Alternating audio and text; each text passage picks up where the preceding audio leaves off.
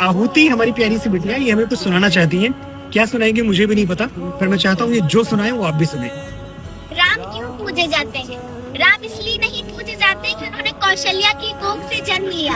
राम इसलिए पूजे जाते हैं क्योंकि उन्होंने वनवास करने वाली कैकई को भी कौशल्या जितना आदर दिया। राम इसलिए नहीं पूजे जाते कि जानकी जैसी देवी से विवाह रचाया। राम इसलिए पूजे जाते हैं कि समाज द्वारा ठुकराई हुई अहिल्या जैसी स्त्री को भी उन्होंने देवी कह के बुलाया। राम इसलिए नहीं पूजे जाते कि दशरथ जैसा चक्रवर्ती सम्राट उनका पिता है। राम इसलिए पूजे जाते हैं कि जिसे पुत्र की तरह वो अपने हाथों से मुखाग्नि देते हैं, वो एक बूढ़े पक्षी जटायु की चिता है। राम इसलिए नहीं पूजे जाते कि उन्होंने सोने की लंका जीत ली।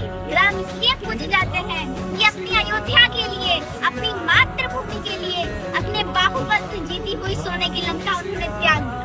राम इसलिए नहीं पूजे जाते कि उन्होंने रावण की नाभि में तीर भेज दिया।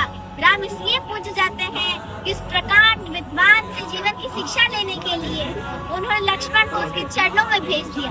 राम इसलिए नहीं पूजे जाते कि वो भगवान थे। राम इसलिए नहीं पूजे जाते क्योंकि वो भगवान थे। राम इसलिए पूजे जाते हैं क्योंकि वो मर्यादा में रहने वाले इंसान।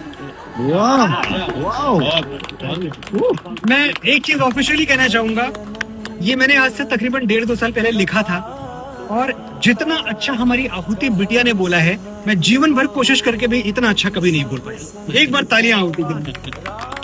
You are so blessed. Ram इसलिए पूजे जाते हैं, बिल्कुल ठीक है जो तुमने बोला, लेकिन इस देश में बेटियों की पूजा भी इसलिए की जाती है क्योंकि तुम्हारी जैसी बेटियां हैं इस देश में। खुश रहो बेटी।